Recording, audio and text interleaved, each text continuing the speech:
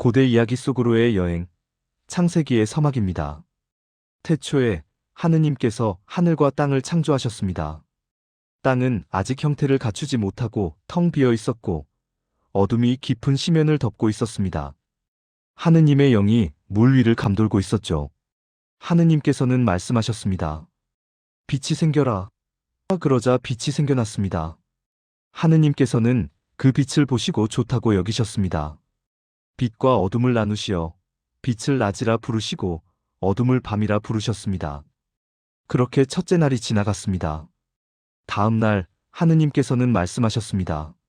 물 가운데에 궁창이 생겨 물과 물 사이를 갈라놓아라. 궁창을 만드시고 궁창 아래의 물과 궁창 위의 물을 나누셨습니다. 궁창을 하늘이라 부르셨죠. 이렇게 둘째 날이 밝았습니다. 셋째 날 하느님께서는 하늘 아래의 물을 한 곳으로 모으고 뭇을 드러나게 하셨습니다. 뭇을 땅이라 물이 모인 곳을 바다라 부르셨습니다. 그리고 땅에 푸른 싹을 돋게 하시고 씨를 맺는 풀과 열매 맺는 나무를 종류대로 자라게 하셨습니다. 하느님께서는 이 모든 것을 보시고 좋다고 하셨습니다. 넷째 날 하늘의 궁창에 빗물체들을 만드셨습니다. 낮과 밤을 나누고 계절과 날짜를 나타내게 하셨죠. 큰 빗물체인 해와 작은 빗물체인 달, 그리고 별들을 만드셨습니다. 이들은 땅을 비추며 낮과 밤을 다스렸습니다. 하느님께서는 이 또한 좋게 여기셨습니다. 다섯째 날 하느님께서는 물의 생물을, 하늘에는 새들을 창조하셨습니다. 바다에는 큰 용들과 온갖 종류의 물고기들이, 하늘에는 다양한 새들이 가득하게 되었습니다. 하느님께서는 이들에게 복을 빌어주셨습니다. 여섯째 날 땅에는 짐승들을 창조하셨습니다. 집짐승, 들짐승, 땅을 기어다니는 것들을 종류대로 만드셨죠. 그리고 당신의 모습대로 사람을 창조하셨습니다. 남자와 여자를 창조하시고 그들에게 복을 내리시며 땅을 다스리라고 하셨습니다. 사람들에게는 씨 맺는 모든 풀과 열매가 양식이 되도록 하셨습니다. 하느님께서는 이 모든 것을 보시고 매우 좋다고 하셨습니다. 일곱째 날 하느님께서는 창조의 모든 일을 마치시고 안식하셨습니다. 이날을 복되게 하시고 거룩하게 하셨습니다. 이는 하느님께서 창조의 모든 일을 마치시고 쉬셨기 때문입니다. 이렇게 하늘과 땅, 그리고 그 안에 있는 모든 것이 창조되었습니다. 감사합니다. 에덴 동산 창세기 2장. 태초에 하늘과 땅을 지으신 하나님께서는 온 세상을 아름답게 만드셨습니다. 그러나 아직 들에는 비가 내리지 않았고 사람도 없었기에 땅은 황량했습니다. 그때 하나님께서 땅의 흙으로 사람을 빚으시고 그 코에 생기를 불어넣으셨습니다. 그렇게 사람은 살아있는 존재가 되었습니다. 하나님은 그 사람을 위해 특별한 동산을 마련하셨습니다. 그것이 바로 에덴 동산이었습니다.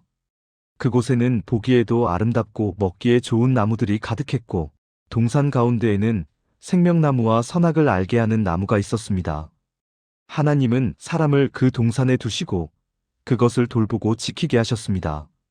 그리고 말씀하셨습니다. 동산의 모든 나무 열매는 네가 마음껏 먹을 수 있다. 그러나 선악을 알게 하는 나무의 열매만은 먹지 말라.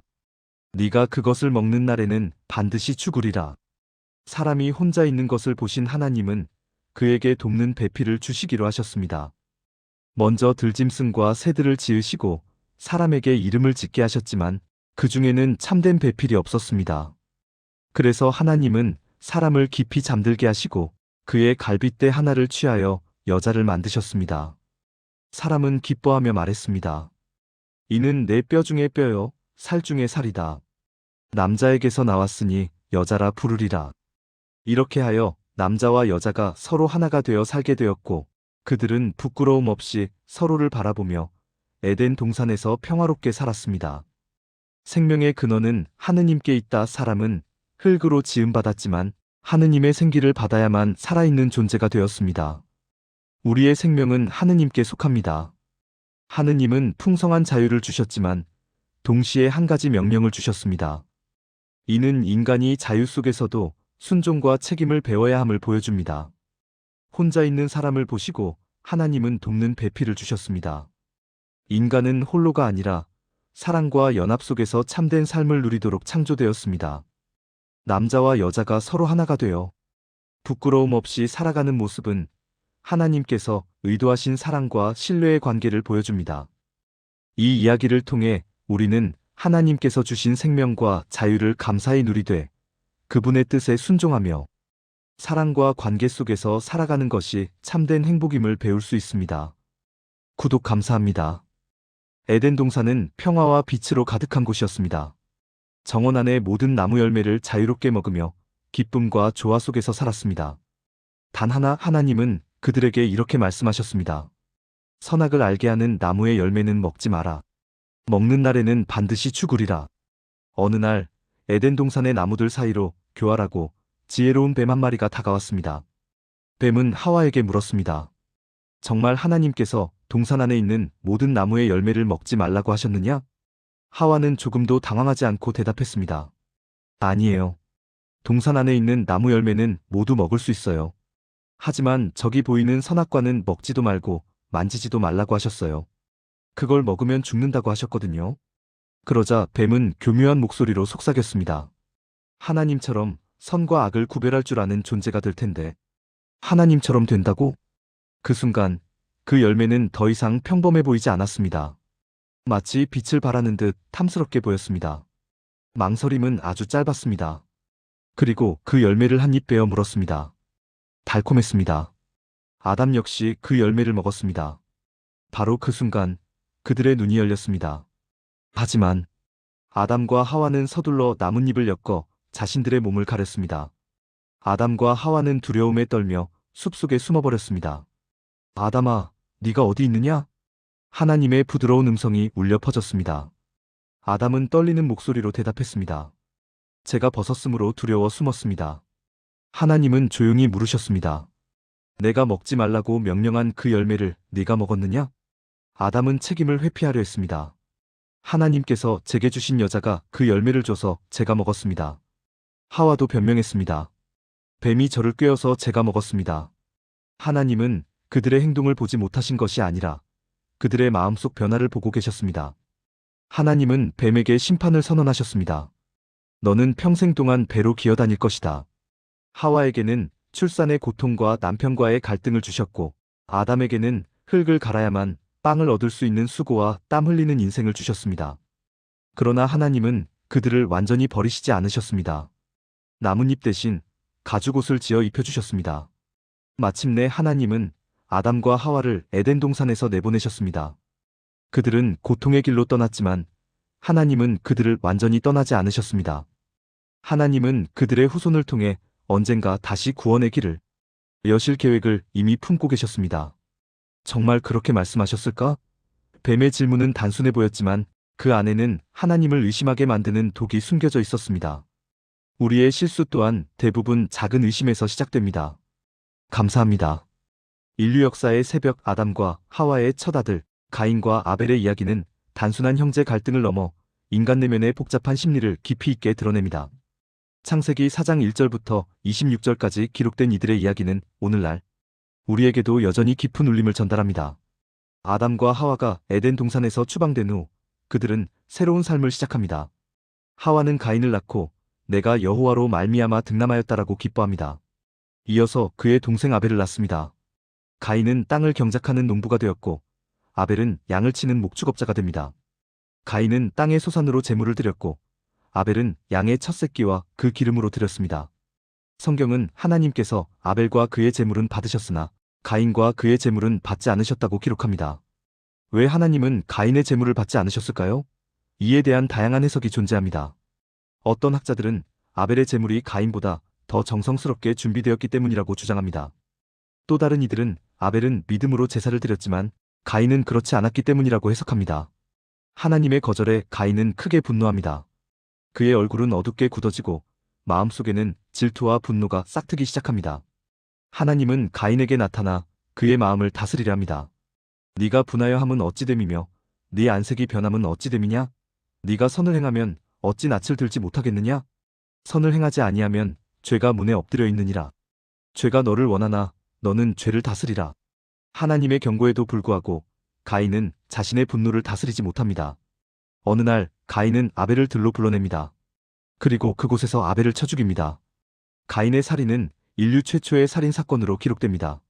하나님은 가인에게 나타나 아벨의 행방을 묻습니다. 가인은 내가 내 아우를 지키는 자니까? 라며 책임을 회피합니다. 하나님은 가인의 죄를 알고 계셨습니다. 네가 무엇을 하였느냐? 내 아우의 핏소리가 땅에서부터 내게 호소하느니라. 네가 땅에서 저주를 받으리니 땅이 그 입을 벌려 내 손에서 내 아우의 피를 받았음이라. 하나님은 가인에게 땅을 경작해도 더 이상 땅이 효력을 내지 못할 것이며 그는 땅에서 피하고 유리하는 자가 될 것이라고 선고합니다. 가인은 자신의 죄가 너무 무거워 감당할 수 없다고 탄식합니다. 그는 하나님 앞에서 쫓겨나 에덴 동쪽 놋 땅으로 가서 거주합니다.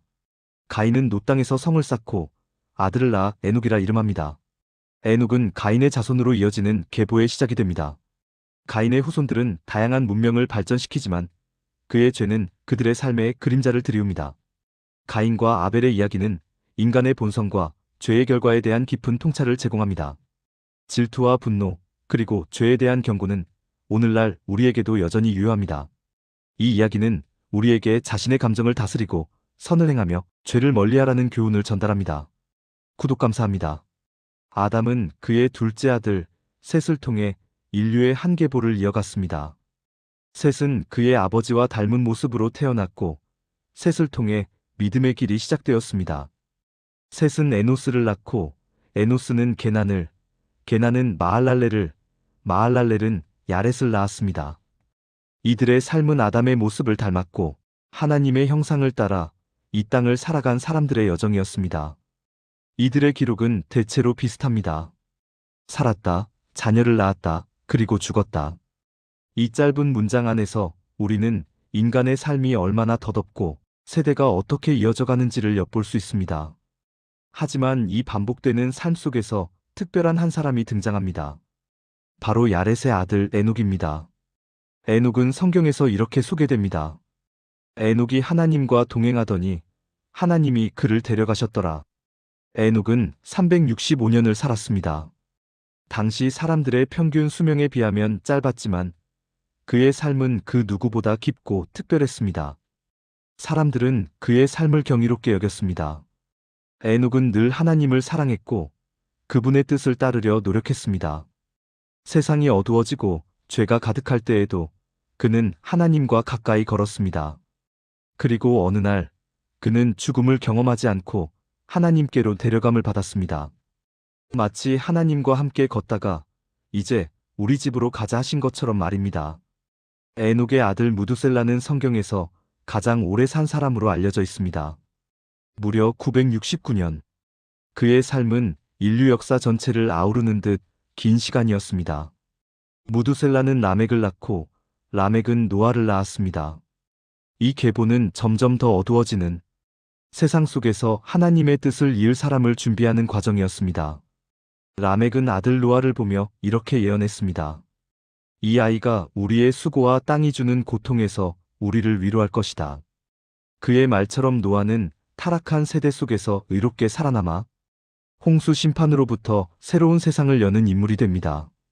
창세기 5장은 이렇게 하나님께서 어떻게 세대를 통해 인류를 준비시키시는지를 보여주는 아름다운 계보 이야기입니다. 세상이 타락해 갈지라도 하나님께서는 항상 다음 세대를 위한 소망을 준비하십니다. 우리가 보지 못할 때에도 하나님은 끊임없이 일하고 계십니다. 구독 감사합니다. 옛날 옛적 하나님은 노아에게 깊은 슬픔을 담아 말씀하셨습니다. 노아야, 세상이 너무나 악해졌구나. 인간들이 만들어낸 죄악이 온 땅을 뒤덮고 삼켜버렸어. 더 이상 이대로 둘 수 없다. 이제 내가 이 땅을 깨끗하게 씻어낼 것이다. 큰 홍수를 일으켜 모든 것을 다시 시작할 것이다. 노아는 하나님의 말씀을 듣고 두려움에 휩싸였습니다. 하지만 그는 하나님의 깊은 슬픔과 아픔을 이해하려고 애썼습니다. 바로 그때 하나님은 노아에게 놀라운 명령을 내리셨습니다. 노아야, 너와 네 가족을 구원할 방법을 알려주겠다. 큰 방주를 만들어라. 튼튼한 고페르 나무를 사용하고 내가 알려주는 정확한 크기로 지어야 한다. 하나님께서 말씀하신 방주의 크기는 실로 엄청났습니다. 길이는 무려 약 135m, 너비는 22m, 높이는 13m에 달했습니다. 그 당시 사람들에게는 상상조차 할 수 없는 거대한 크기였습니다. 더욱이 비가 거의 오지 않는 땅에서 배를 만든다는 것은 그들에게 엄청난 조롱거리가 될 것이 뻔했습니다. 하지만 노아는 하나님의 말씀에 의문을 제기하지 않았습니다. 그는 이해가 되지 않아도 하나님의 말씀을 굳게 붙잡았습니다. 그리고 그는 자신의 평생을 바쳐 방주를 짓기 시작했습니다. 그 누구도, 그 무엇도 그를 막을 수 없었습니다. 마을 사람들은 노아를 비웃고 조롱했습니다. 노아야, 드디어 미쳤구나. 어디에 홍수가 난다고 저렇게 큰 배를 짓는 거냐? 시간 낭비하지 말고 우리처럼 즐겁게 살자. 온갖 비난과 조롱이 쏟아졌지만 노아의 마음은 조금도 흔들리지 않았습니다. 그는 오직 하나님만을 바라보며 묵묵히 자신의 길을 걸어갔습니다. 구독 감사합니다. 그는 믿음으로 나무를 깎고 다듬었습니다. 믿음으로 망치질을 하고 못을 박았습니다. 그리고 믿음으로 방주의 지붕까지 꼼꼼하게 마무리했습니다.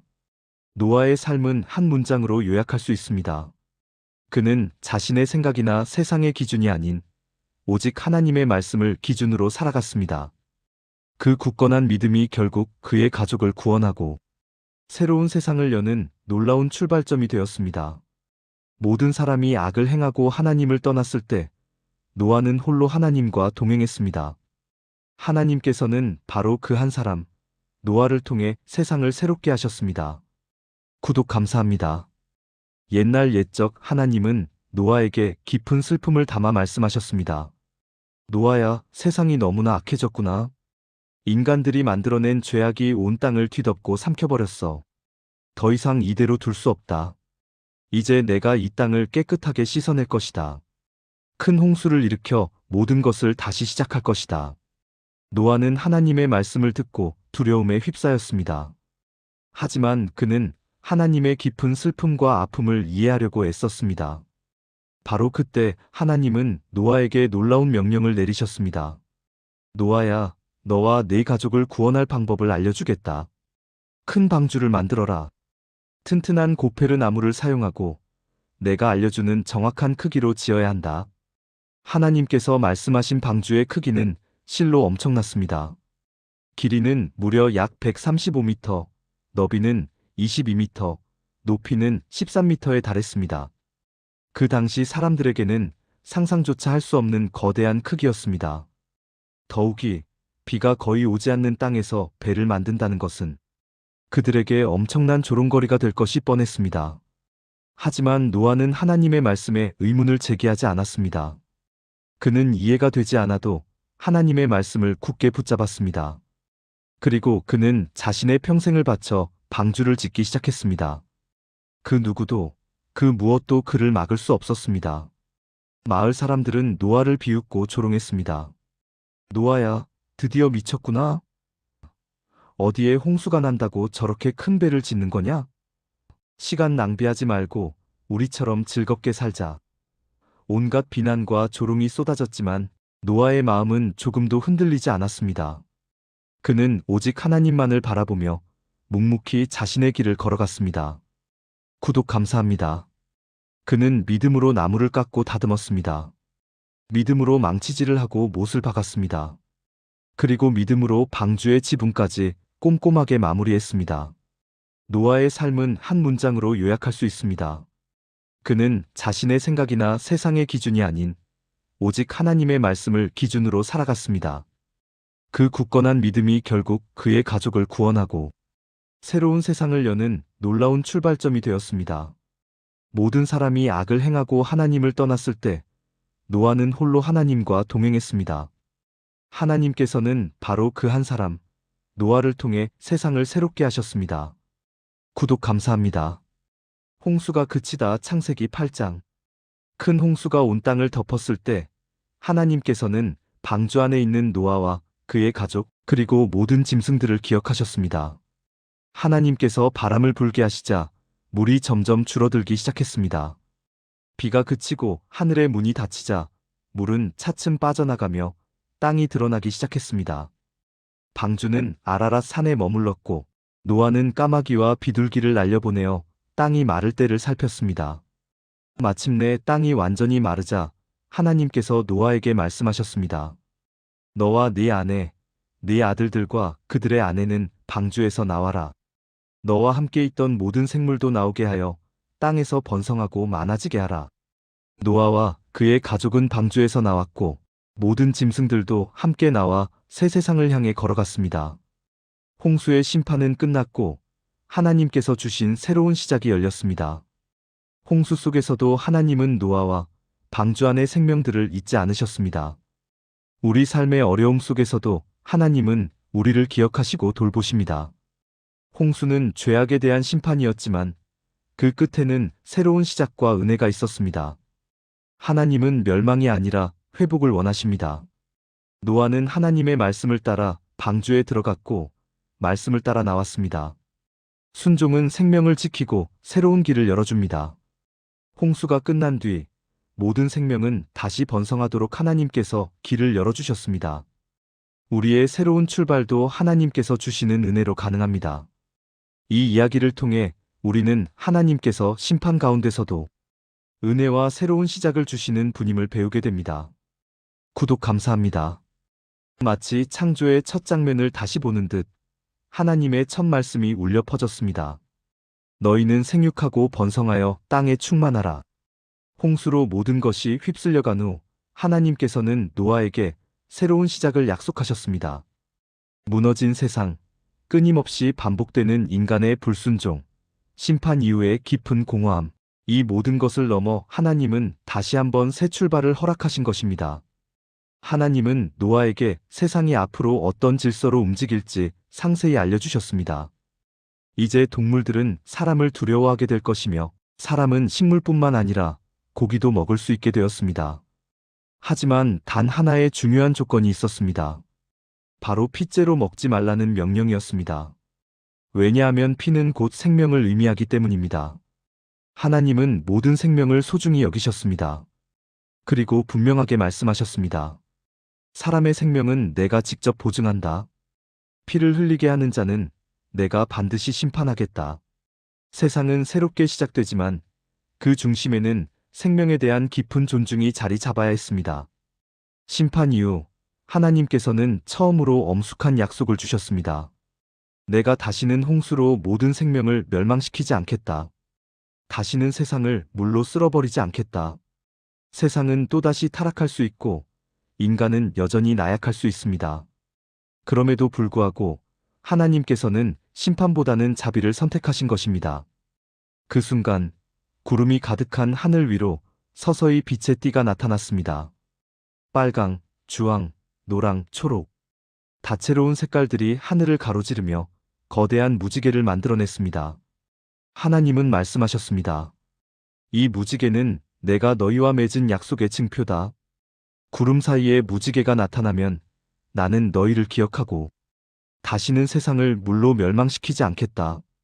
무지개는 단순한 자연 현상을 넘어 하나님의 마음에 새겨진 약속의 리본과 같습니다. 이 약속은 노아 시대에만 국한된 것이 아니라 모든 세대, 모든 민족, 그리고 지금 우리에게까지 이어지는 영원한 언약입니다.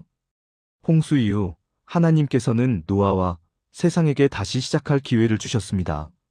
이처럼 우리가 실수하고 넘어지더라도 하나님께서는 언제나 우리를 다시 부르십니다.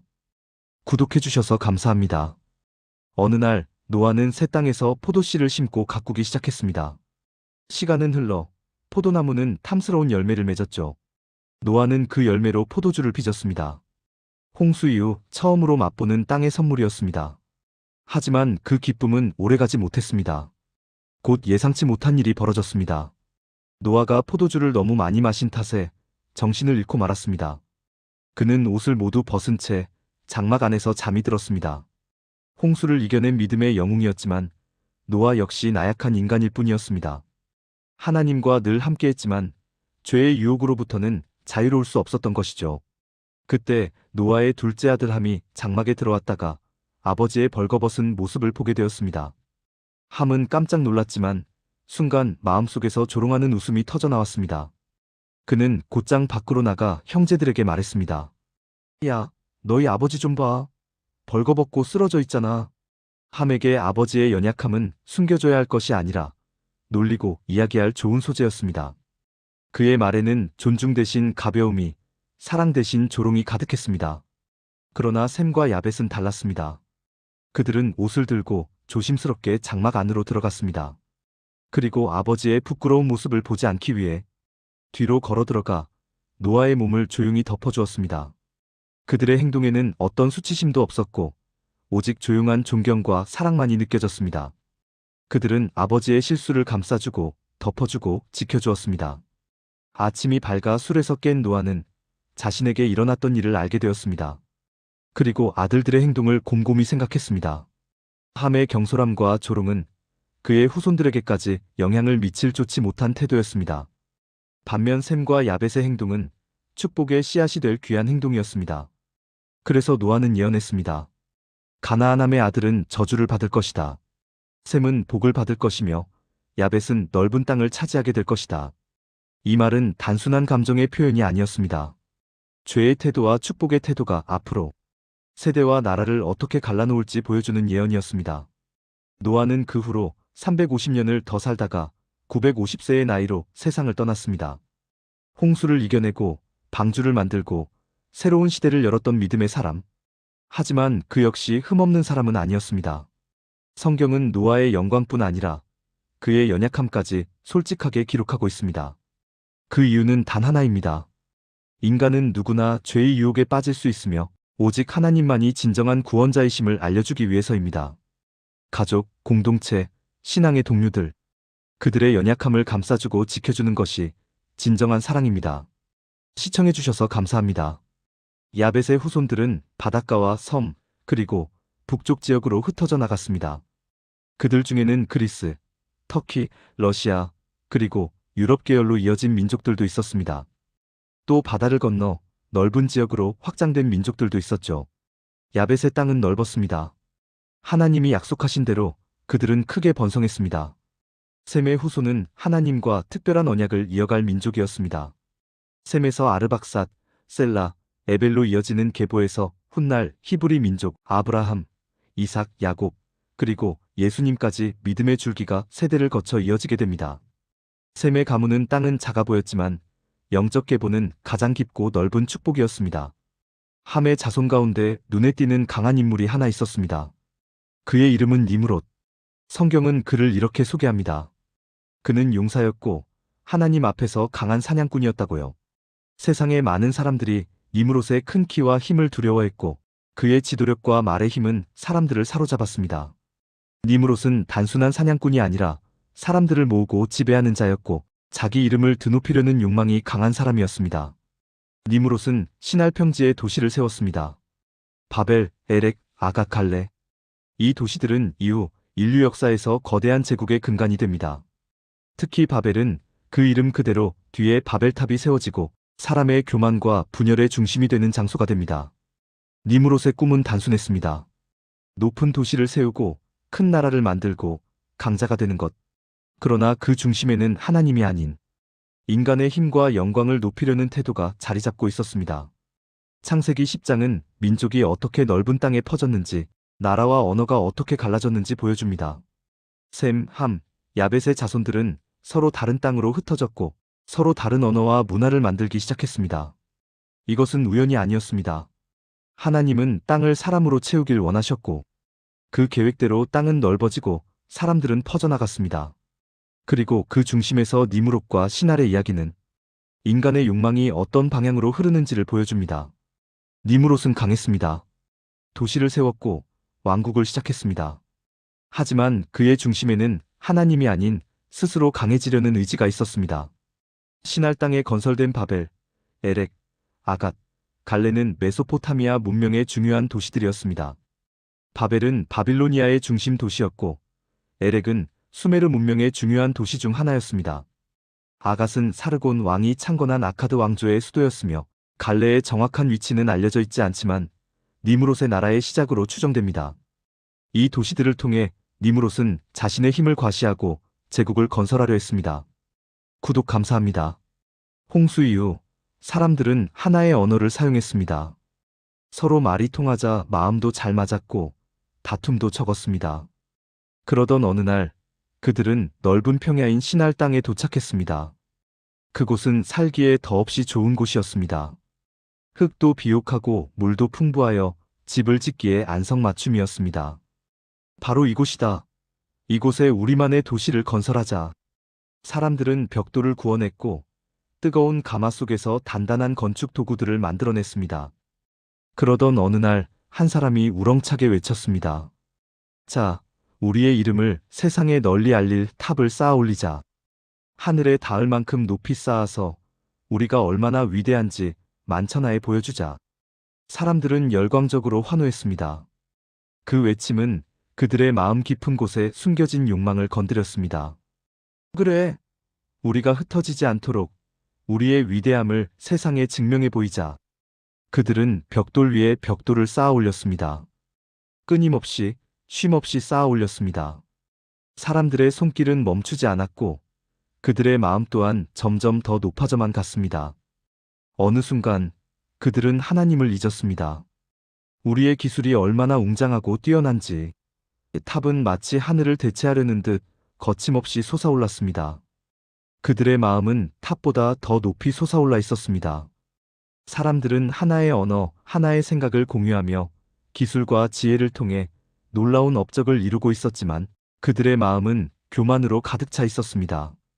하나님께서는 조용히 탄식하셨습니다. 이대로 내버려 둔다면 그들은 더욱 큰 교만과 악으로 치달을 것이다. 저들의 마음은 이미 하늘보다 더 높아져 버렸구나. 결국 하나님께서는 사람들의 언어를 서로 다르게 만들어 버리셨습니다. 물 좀 가져와. 무슨 소리 하는 거야? 벽돌을 어서 건네시오. 벽 뭐라고요? 사람들은 서로의 말을 이해하지 못했습니다. 오해가 속출하고 분노가 들끓었으며 작업은 더 이상 진척되지 않았습니다. 거대한 도시였던 그곳은 순식간에 혼란과 소란으로 가득 찬 아수라장이 되었습니다. 결국 사람들은 도시를 버리고 서로 말이 통하는 사람들끼리 무리를 이루어 세계 곳곳으로 흩어져 가게 되었습니다. 바벨의 사람들은 뛰어난 능력을 지니고 있었습니다. 기술 또한 매우 뛰어났습니다. 하지만 그들의 마음은 이름을 드높이자라는 그릇된 욕망에 사로잡혀 있었습니다. 능력 자체가 죄가 되는 것은 아닙니다. 그러나 능력이 교만과 결합하게 되면 비극으로 귀결될 수 있습니다. 구독 감사합니다. 여호와께서 아브람에게 이르시다. 창세기 12장. 하나님께서 아브람에게 말씀하셨습니다. 너는 네 고향과 친척과 아버지의 집을 떠나 내가 내게 보여줄 땅으로 가라. 내가 너를 큰 민족이 되게 하고 내 이름을 크게 하여 너를 복이 되게 하리라. 너를 축복하는 자에게는 내가 복을 내리고 너를 저주하는 자에게는 내가 저주하리니 땅의 모든 족속이 너로 말미암아 복을 얻을 것이다. 아브람은 하나님의 말씀을 믿고 순종했습니다. 그는 아내 사레와 조카 롯, 그리고 모든 재산과 사람들을 데리고 하란을 떠났습니다. 그가 도착한 곳은 가나안 땅이었습니다. 가나안에 이르렀을 때 하나님께서 아브람에게 나타나 말씀하셨습니다. 내가 이 땅을 내 자손에게 주겠다. 아브람은 그 말씀을 듣고 그곳에 제단을 쌓아 하나님께 예배드렸습니다. 그는 세겜 땅 모래 상수리나무 곁에서 제단을 쌓았고 또 베델과 아이 사이에도 제단을 쌓아 하나님을 부르며 예배했습니다. 아브람은 하나님께서 인도하시는 길을 따라 계속 나아갔습니다. 믿음의 순종은 축복의 시작이다. 아브람은 모든 것을 뒤로하고 하나님의 말씀을 따라 떠났습니다. 믿음의 순종은 불확실한 길이라도 하나님의 축복을 여는 열쇠가 됩니다. 하나님은 아브람에게 큰 민족과 복의 근원이 될 것을 약속하셨습니다. 하나님의 약속은 반드시 이루어집니다. 하나님은 아브람을 통해 모든 족속이 복을 받게 하셨습니다. 참된 복은 나만의 것이 아니라 다른 사람에게 흘러가야 합니다. 이 말씀을 통해 우리는 하나님의 부르심에 믿음으로 순종하고 예배로 삶을 세우며 복의 통로로 살아가는 것이 참된 믿음의 길임을 배울 수 있습니다. 구독 감사합니다. 남방으로 향하는 아브람의 여정은 그의 인생에 있어 중요한 전환점이었습니다. 아내 살해, 모든 소유, 그리고 조카 롯과 함께 그는 새로운 시작을 향해 나아갔습니다. 하나님께서 아브람에게 복을 내리시어 그의 재산은 양과 소, 은과 금으로 가득 차게 되었습니다. 베델과 아이 사이, 과거에 제단을 쌓았던 곳으로 돌아온 아브람은 그곳에서 다시 하나님께 예배를 드렸습니다. 이는 그의 신앙심과 헌신을 보여주는 중요한 장면입니다. 하지만 동시에 새로운 문제도 발생했습니다. 아브람뿐만 아니라 롯 또한 많은 양과 소, 장막을 소유하게 되면서 두 사람의 재산이 불어나 한 땅에서 함께 생활하기 어렵게 된 것입니다. 이는 아브람의 목자들과 롯의 목자들 사이에 갈등을 야기했고 결국 두 사람은 갈림길에 서게 되었습니다. 아브람은 이러한 갈등을 해결하기 위해 조카 롯에게 먼저 선택권을 제안했습니다. 그는 롯에게 우리는 한 가족이니 서로 다투지 말자. 내 앞에 온 땅이 있지 않느냐?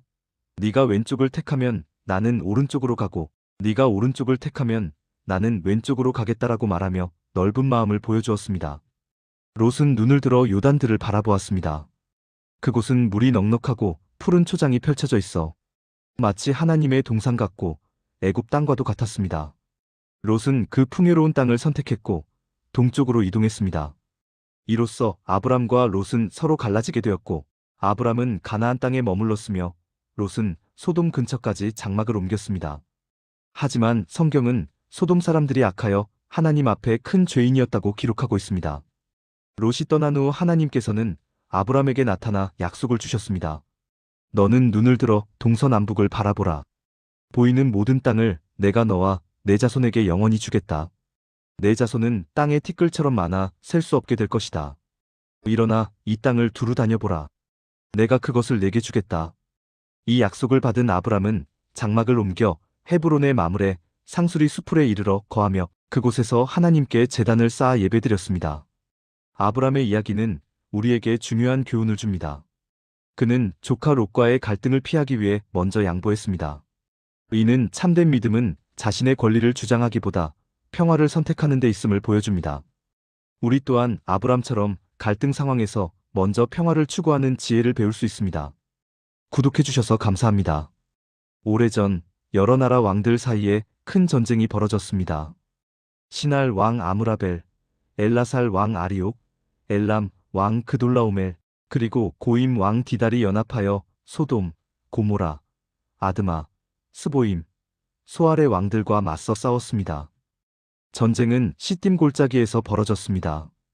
소돔과 고모라 군사들은 역청 구덩이에 빠지거나 산으로 도망치는 등 처참한 패배를 겪었습니다. 결국 네 왕은 소돔과 고모라의 모든 재물과 양식을 빼앗았고 아브람의 조카 롯 또한 사로잡혀 재물과 함께 끌려갔습니다. 아브람은 이 소식을 듣고 즉시 행동에 나섰습니다. 그는 집에서 훈련시킨 용사 318명을 이끌고 적들을 추격하기 시작했습니다. 밤에 군사를 나누어 기습 공격을 감행, 적들을 격파하고 다메섹 근처까지 추격하여 빼앗긴 모든 재물과 사람들을 되찾았습니다. 물론 롯도 구출되어 자유를 되찾았습니다. 아브람이 승리 후 돌아오는 길에 살렘 왕 멜기세덱이 떡과 포도주를 가지고 나와 그를 맞이했습니다. 멜기세덱은 지극히 높으신 하나님의 제사장이었고 아브람을 축복하며 말했습니다. 천지의 주제이신 지극히 높으신 하나님께서 아브람에게 복을 주시기를. 그리고 아브람의 대적을 그의 손에 붙이신 하나님을 찬송합니다. 아브람은 자신이 얻은 전리품 중 10분의 1을 멜기세덱에게 드렸습니다. 그 후 소돔 왕이 아브람에게 말했습니다. 사람들은 나에게 돌려보내고 물품은 그대가 가지시오. 아브람은 위험을 무릅쓰고 조카 롯을 구했습니다. 이 이야기는 우리에게 믿음의 사람은 가족과 공동체를 위해 희생할 줄 알아야 한다는 것을 보여줍니다. 또한 위기 속에서도 하나님을 의지하며 가족과 공동체를 위해 헌신하고 승리 후에도 겸손히 하나님께 영광을 돌려야 한다는 중요한 메시지를 전달해 줍니다. 구독해 주셔서 감사합니다. 여호와께서 아브람과 언약을 세우시다. 창세기 15장. 아브람은 나이가 많아졌지만 여전히 자식이 없었습니다. 그는 마음속 깊은 곳에서 불안과 의문을 품고 있었습니다. 주여, 제게 무엇을 주시려 하십니까? 제게는 자식이 없으니 결국 내 집에서 길러진 종이 내 상속자가 될 것입니다. 그때 여호와께서 환상 가운데 아브람에게 나타나 말씀하셨습니다. 아브람아, 두려워하지 말라. 나는 내 방패요, 네 큰 상급이니라. 네 몸에서 난 자가 내 상속자가 될 것이다. 하나님은 아브람을 밖으로 데리고 나가 밤하늘을 보여주셨습니다. 수많은 별들이 반짝이고 있었습니다. 하늘의 별을 세어보아라. 내 자손이 이와 같으리라. 아브람은 그 말씀을 믿었습니다. 하나님은 그의 믿음을 의로 여기셨습니다. 그러나 아브람은 또 물었습니다. 주여, 제가 어떻게 이 땅을 소유하게 될 것을 알 수 있습니까? 하나님은 재물을 준비하게 하셨고 아브람은 그것을 쪼개어 놓았습니다. 해가 질 무렵 깊은 잠과 두려움이 아브람에게 임했습니다.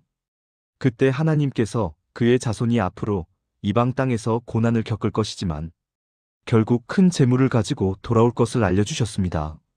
마침내 어둠 속에서 연기나는 화로와 타는 횃불이 나타나 재물 사이를 지나갔습니다. 그것은 하나님께서 친히 아브람과 언약을 맺으시는 장면이었습니다. 그날 하나님은 아브람에게 약속하셨습니다. 내가 이 땅을 내 자손에게 주리라. 애굽강에서부터 유브라데 강까지 여러 족속의 땅을 내 자손에게 주겠다.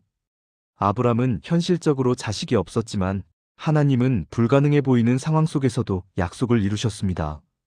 아브람이 하나님을 믿었을 때 하나님은 그것을 그의 의로 인정하셨습니다. 우리의 의로움은 행위가 아니라 믿음에서 시작됩니다. 구독 감사합니다. 언약의 표징 창세기 17장. 아브람이 99세 되었을 때 하나님께서 그에게 나타나 말씀하셨습니다. 나는 전능한 하나님이다. 너는 내 앞에서 행하여 완전하라. 내가 너와 언약을 세워 너를 크게 번성하게 하겠다. 아브람은 엎드려 경배했습니다. 하나님은 그의 이름을 바꾸셨습니다.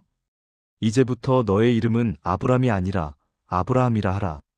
이는 내가 너를 열국의 아버지로 삼았기 때문이다. 너로부터 나라들이 일어나고 왕들이 나올 것이다. 하나님은 아브라함과 그의 후손에게 영원한 언약을 세우셨습니다. 그 언약의 표징으로 모든 남자는 할례를 받아야 했습니다. 집에서 태어난 자나 돈으로 산 자나 모두가 포함되었습니다.